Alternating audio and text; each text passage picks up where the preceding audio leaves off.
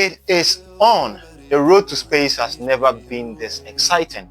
Engineers at SpaceX are working tirelessly to achieve this glorious purpose. Now, if you wanted to send the consciousness of mankind and literally humanity to reach other stars and other planets, you wouldn't sleep now, would you?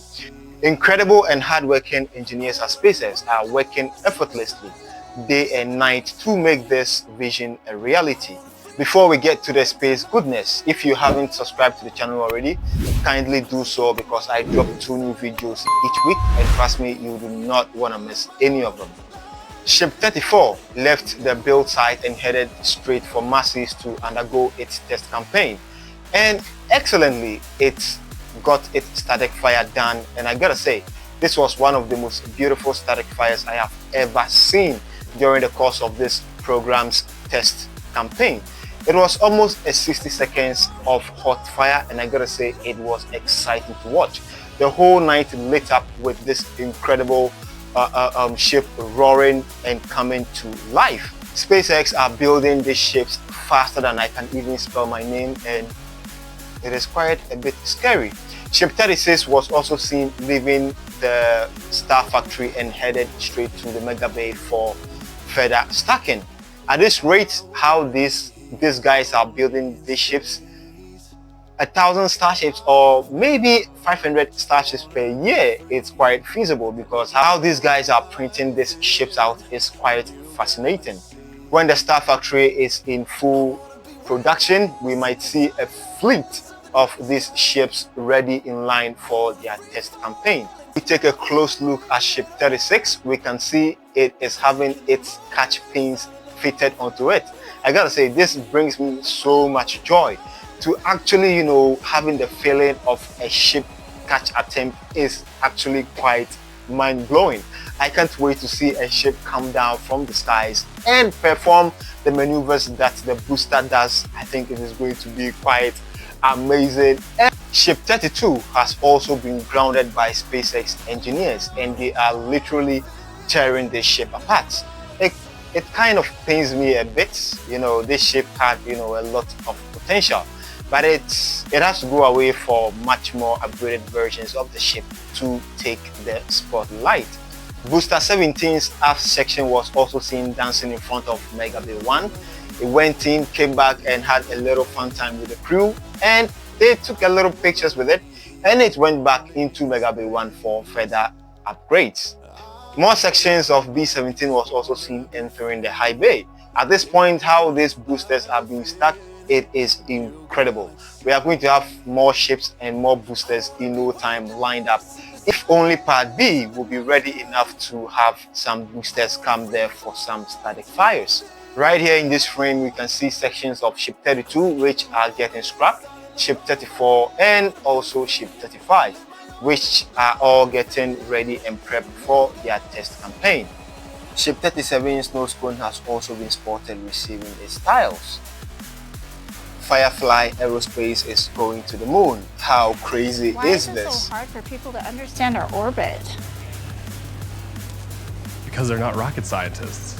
Okay, let's pretend this is Blue Ghost. Okay, would you stand over here? You're the moon. And you, I'm sorry, who are you again? I'm Jason, the CEO of Firefly. Right, okay, would you stand here, please? You'll be the Earth. We're not taking the fastest route to the moon, because we're not trying to keep people alive, unlike Apollo. We're trying to keep science payloads alive and give them the data they can on the way to the moon. I'm proposing a 45-day transit around the Earth and the moon using orbital phasing. We start in orbit for 25 days around the Earth, or the CEO.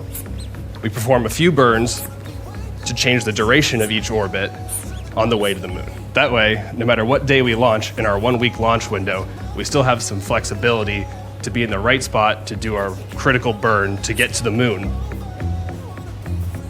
We then perform the translunar injection to escape Earth's gravitational pull and begin our 4-day transit to the moon. And as we approach the moon's orbit, we perform a braking burn, we pull the e-brake for lunar orbit insertion. We only have one shot at this, but we've been perfecting our systems the whole transit so far, so we gotta get this right. Once we're in the moon's orbit, we'll perform a few more phasing burns to lower our orbit, just like we did for translunar injection around Earth. Lunar phasing puts us exactly over our landing site at exactly the right time we need to land, sunrise. And as the lunar day begins, we'll begin our descent by firing all of our engines to begin our landing on the moon. I've done the math. It checks out. Joe, Yes, sir? get out. All right. I gotta say, if this isn't interesting, then you are not really a space fan. Stoke Space is also picking up pace with their Andromeda engine, being the next generation rapid reusable apostate engine and an integrated metallic heat shielding, evolved to have fewer parts, less complexity, and better performance than previous versions. Also streamlined to be simpler, lighter, and easier to operate, all whilst having even more performance. Now, if you thought Stoke Space was playing games, then you have another thing coming. These guys are faster, if not close, faster than how SpaceX is building their rockets. And I think they are going to do a lot of amazing job with their Nova rocket. It is actually going to be a game changer if this rocket gets operational. If you haven't subscribed to the channel yet, kindly do so. I drop 2 new videos each week, and trust me, you do not want to miss any of them. I'll talk to y'all in the next video. Thank you for staying with us.